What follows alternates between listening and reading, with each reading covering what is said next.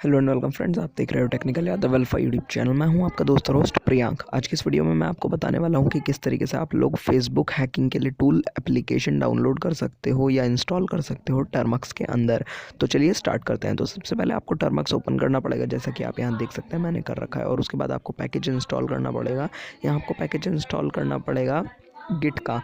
तो यहाँ पे मैंने पैकेज इंस्टॉल गिट कर दिया है। तो अभी ये थोड़ी सी अपनी वो कर लेगा, डाउनलोडिंग करेगा। डाउनलोडिंग करने के बाद आप यहाँ देख सकते हो ये पैकेज गिट इंस्टॉल हो जाएगा। पैकेज गिट के इंस्टॉल होने के बाद हमें एक गिट को क्लोन करना पड़ेगा। गिट को क्लोन करने का मतलब है हमें एक टूल को क्लोन करना पड़ेगा।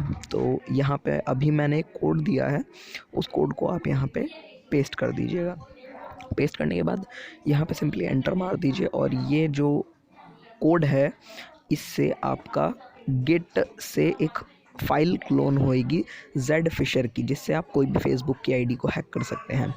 तो अभी आप देख सकते हैं ये यहाँ धीरे धीरे इंस्टॉल हो रहा है। और जब ये इंस्टॉल हो जाए तो आप इस फाइल को स्टार्ट करके इससे किसी भी फेसबुक की आईडी को हैक कर सकते हैं। तो के लिए इतना ही था। Thanks for watching and good bye.